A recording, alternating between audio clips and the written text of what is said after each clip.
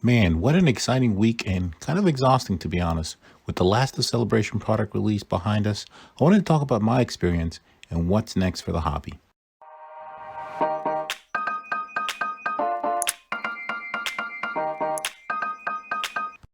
All right, this one's going to be definitely going on more of a rant video than anything else.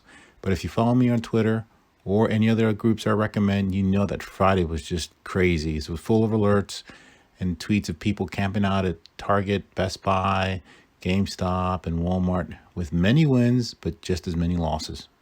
Now, my plans for Friday was to go out early at GameStop right at opening, but I just could not get there. So instead, I had to wait till noon.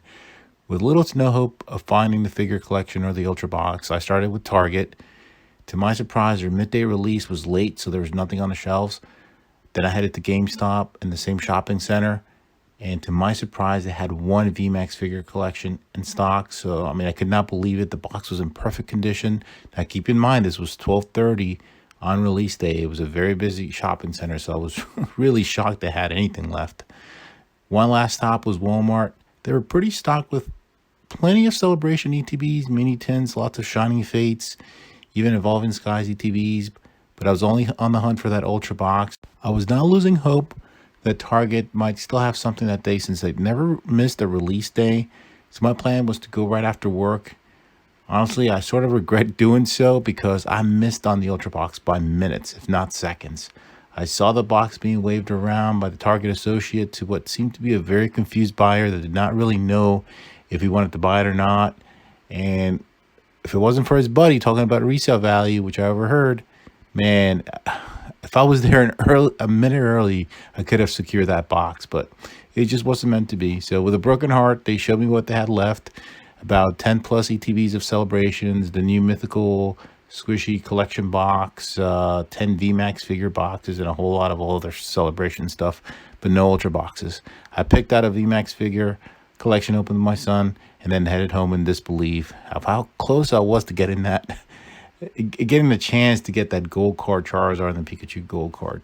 But it's been on my mind ever since. Now, I have seen it at several other local card shops at no less than $400 over the weekend, but I just can't do that. I refuse to pay that crazy amount. Now, I know there's rumors around that there's going to be multiple waves of the Ultra Box, and I sure hope so. Now, while many are done with Celebrations, my hunt still continues to get that Ultra Box at MSRP. It was still a pretty good day that day. Like I said, I found the VMAX figure collection, and also my Pokemon Center order came in that Friday on time with the collector's chest. So, and that did deliver pretty good with first pack magic out of the chest, pulling out the Charizard. Then my son followed, opening a perfectly centered Blastoise. The VMAX figure collection was almost a bust, but the last pack magic opened by my son to complete the trio with another perfectly centered pull of a Venusaur. I cannot believe it. I had a regular ETB just in case ready to go, but I decided to just leave it sealed. And at this point, we're just going to buy the singles because those mountains of duplicates and really the singles market right now for any of those cards is just dropping by the minute.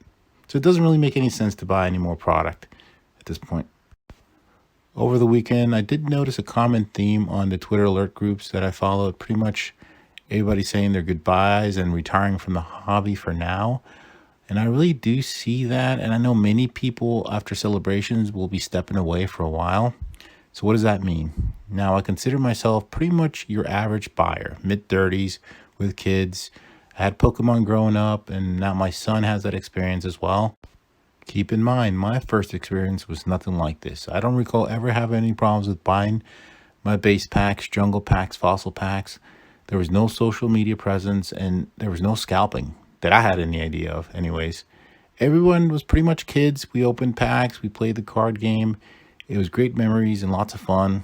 And the reason I really wanted my son to have that same experience. Fast forward to what we have now, a year and a half, over a year and a half, a huge secondary market, social media driven hype like no one ever could imagine, product demand and release after release of product from Pokemon. I can only speak for myself, but I think it's a bit much at time and it's very time consuming. And to a point, it kind of takes away from the fun of the hobby. I can clearly see why so many people could be stepping away in the following months. I see the following months, even if product distribution stays the same, shelves will start to have product for more than one day. People will start buying what they actually want to open and not everything in sight. I could also see a large amount of people exiting the hobby with celebrations now being over and Fusion Strike just another large set with a couple of nice cards. I mean, we all knew this could not last, and thankfully it won't. A lot of people bought cases of celebrations as well, thinking it could be a good investment for a quick flip. And unfortunately, they're going to be left holding the bag. Now, all these LGSs that were selling 4 times MSRP during the hype, they lost a lot of good customers. We could even see some good buying opportunities from them as well. If I have learned anything from this hobby, is patience is key. So weather the storm and buy when nobody else is buying.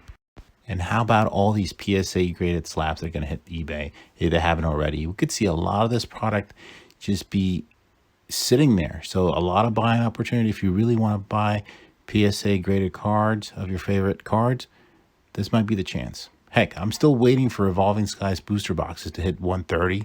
So we'll see what happens. And just a couple quick notes from a couple of items this week. Like I said, the VMAX figure collection, I found that at Target. They had about 10 of them in stock. And I mean, it looked like it was like that at every Target, just from the Twitter alerts and the pictures being posted. So, you know, if you didn't get one, just keep checking. And I'm sure you'll get one at your local Target. Now, the Mythical Premium Collection for $49.99. In my opinion, it's not worth it. The figures are pretty fragile. Pull rates are not the greatest. The Celebi and the Victini V cards are from base Sword and Shield. The Mew V is a decent card, but it's pretty easy to pull from Darkness Ablaze. Now, keep in mind as well, all these V cards are just $2. So at this point, if you really want them, you could just buy the singles. Now, item of the week has to go to that collector's chest. I saw plenty of great pull rates from videos, and as I reported earlier, myself and my son pulled some pretty good cards out of that. And the piece is just great to display. For $24.99, it's definitely a buy. It comes with 6 celebration packs, so you can't lose. Well, that's it for this week's video. I want to thank you very much for joining me this week. And until next time, take care.